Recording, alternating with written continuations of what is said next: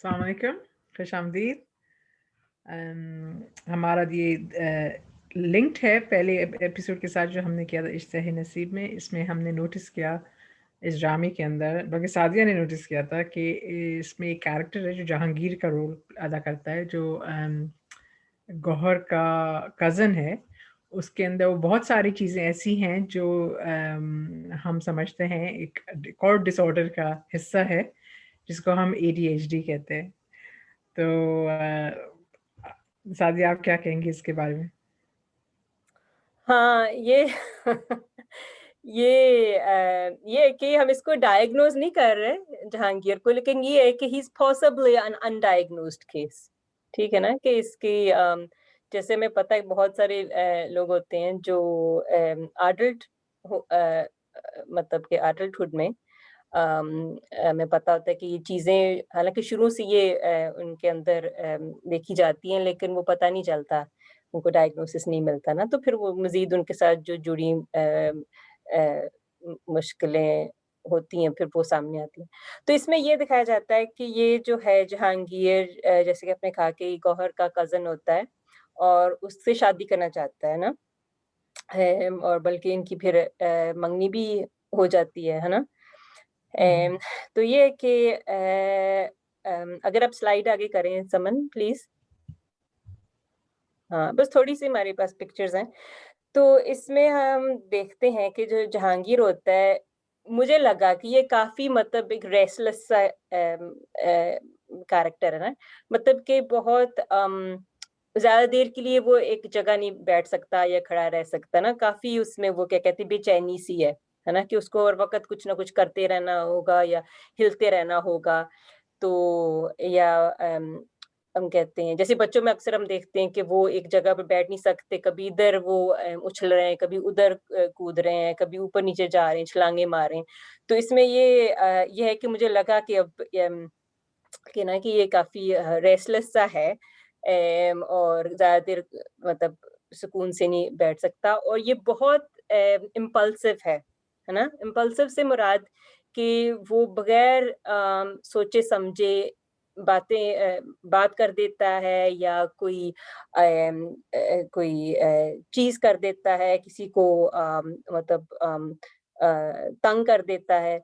तो ये बहुत दफ़ा सॉरी हमने ये चीज़ देखी कि नो बहुत बगैर ज़्यादा सोचे-समझे ना वो किसी को मतलब इधर आप देख रहे हैं कि उसका गौहर का भाई है, उसके साथ काफ़ी गुस्से में पेश आ रहा है।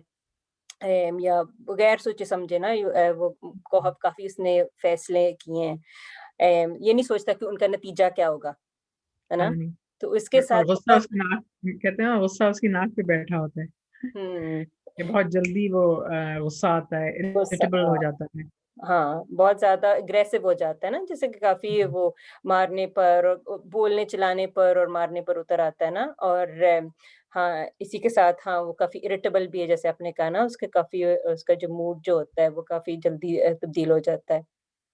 और ये दिखाया जाता है कि इसके मतलब कि ये कोई ख़ास पढ़ा-लिखा नहीं है, मतलब कि ऐसी मतलब ना कोई काम करता है, बस इसके दोस्त हैं, उनके साथ दिखाया जाता है कि बस ज़्यादातर कभी स्नूकर स्नूकर काफ़ी खेलते हैं ये लोग और कभी इधर मतलब जैसे अम, इकट्ठे होके बस ऐसे ही बैठे हुए हैं, ताश खेल रहे हैं या तो ना काफ़ी मतलब कोई मकसद नहीं है उसके एक तरह से ना कि और शायद ये इस बात की अलामत है कि वो कहीं उसके टेंशन में शायद कोई मसला है कि वो फ़ोकस नहीं कर सकता पढ़ाई पर या किसी काम पर जो भी है। लेकिन काफ़ी इसके माँ-बाप ने इसको काफ़ी बिगाड़ा भी हुआ है मतलब ये लाडला है एक ही है उनका बेटा काफ़ी इसके नखरे उठाए हुए हैं। तो ये दिखाया जा रहा है इधर इस सीन में ये आप देख सकते हैं कि वो उसने हाथ में एक बोतल पकड़ी हुई है, वो लिफ़ाफ़े में लपेटी हुई है। तो इसमें ये होता है कि वो गौहर इसकी मंगेतर होती है इस वक़्त लेकिन उसको ये लग रहा होता है कि वो किसी और से शादी करना चाह रही है ना। तो ना उसको ये अम, बहुत इसको गुस्सा आता है और ये सोचता है कि मैं उसके मुँह पर तेज़ाब फेंकूँगा ताकि वो उसका मतलब चेहरा सारा ख़राब हो जाए, फिर वो किसी के लायक ना रहे ना।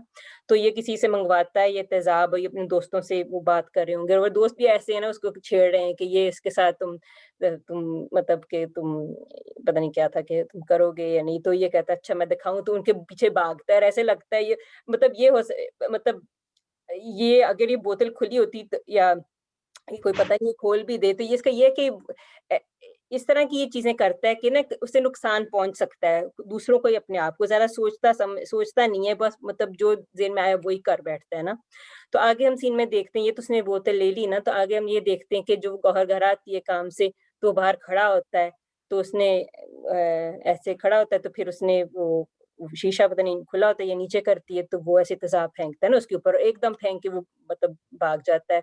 और फिर दिखाया जाता है कि वो भाग जाता है और अम, फिर बिलाखिर वो क्या कहते हैं उसमें जेल में भी चला जाता है और उसके दोस्त भी उसके साथ ही होते हैं। तो ये दिखाया जाता है काफ़ी इसकी क्रिमिनल मतलब बिहेवियर है और मेरे ख़्याल शायद ड्रग्स मुझे याद नहीं आ रहा कि ड्रग्स भी कर रहा था या नहीं, लेकिन ये है कि काफ़ी जो चीज़ें हम देख सकते हैं जो एडीएचडी जो एक डिसऑर्डर है attention deficit hyper activity disorder इसमें जो होता है कि आपकी जो अटेंशन होता है, आपकी जो फ़ोकस करने की जो सलाहियत होती है, वो नहीं होती। अब आपका दिमाग इधर-उधर चलता है एक बात पर फ़ोकस नहीं आप कर सकते। वो और जो बहुत ज़्यादा लोग एक्टिव होते हैं, ओवर एक्टिव जिसे हम कहते हैं हाइपर एक्टिव और एक इम्पल्सिविटी भी जिनमें होती है ना, तो ये जो है ये एडीएचडी की जो बुनियादी ये फीचर्स हैं, लेकिन इनके साथ-साथ वही जो चीज़ें हम बता रहे हैं, वो भी हम देखने को अक्सर मिलती है ना, समझ जो हमारे मरीज़ होते हैं, उनमें ये चीज़ें हम देखते हैं कि वो इरिटेबिलिटी भी होती है, एग्रेशन भी वो मतलब कि देखा जा सकता है।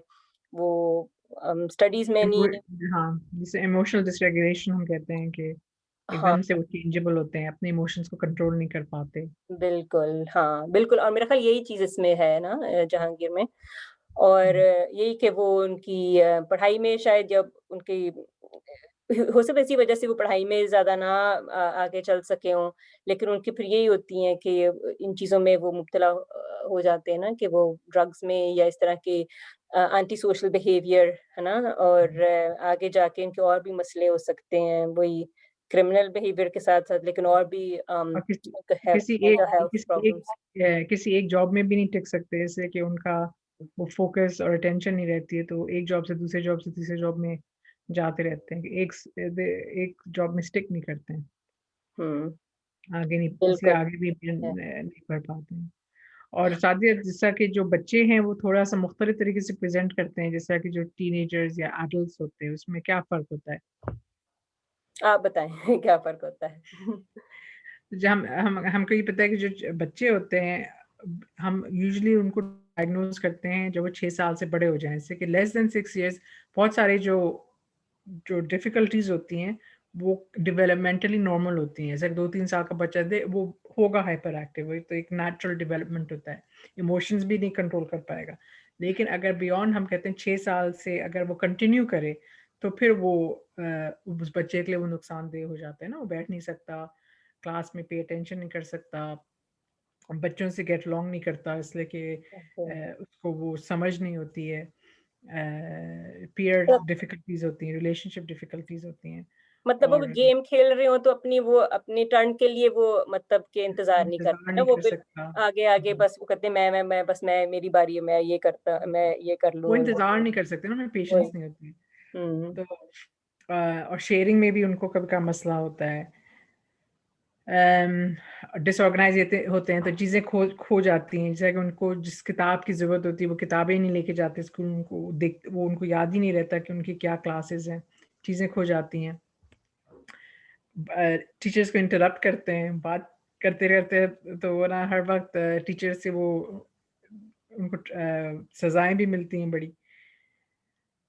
लेकिन जैसे-जैसे वो बड़े होते हैं तो हम ये देखते हैं कि उनकी जो हाइपर एक्टिविटी है वो लेस प्रोनाउंस्ड हो जाती है। जैसा कि ऑब्वियसली वो ऐसा तो है कि वो सीट में बैठे रहें, लेकिन फिर हम जो देखते हैं वो फिजिटिंग देखते हैं ना, कि या तो जैसा कि सादिया तुम कह रही थी वो जो जहांगीर का कैरेक्टर है, वो एक जगह उसको खड़े होने में मसला होता है, वो अपने पाँव मूव करता रहता है। या फिर क्या कहते हैं अपने हाथों से कोई ना कोई चीज़ वो लोग उनके हाथ में कुछ होता है, खेलते हैं। तो ये जो छोटी-छोटी चीज़ें हैं इसको हम फिजिटिंग कहते हैं चीज़ों से वो हाइपर एक्टिविटी चेंज होके इसमें हो जाती है जैसे-जैसे वो शख्स बड़ा होता है।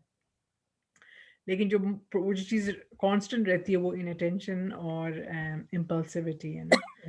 और बहुत सारी चीज़ें जैसे वो कह रही थी कि ड्रग्स वगैरह में वो बेसिकली इम्पल्सिविटी का एक वो होता है सिम्टम ना, कि वो उनको वो ट्राई करते हैं हर चीज़ जो दूसरे लोग से वो इन्फ्लुएंस हो जाते हैं और आराम से इन्फ्लुएंस भी हो जाते हैं ना पीयर प्रेशर से।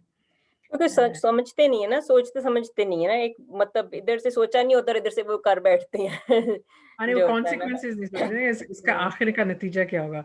जैसा कि ये जो है जहांगीर ने जब तेजाब फेंका, उसने यही सोचा कि उसका कॉन्सिक्वेंस क्या होगा, वो आखिर में जेल जा सकता है। हुँ, हुँ, हुँ। एग्जैक्टली वो फिर हर चीज जैसा कि जो जो लोग जिनको एडीएचडी नहीं होता वो लोग सोच सकते हैं कि इसका अगर हम ये करेंगे तो इसका ये नतीजा होगा। हुँ, तो हुँ। बहुत सारी चीजें वो नहीं करते इसलिए कि उनको पता है उसका नतीजा बुरा होगा।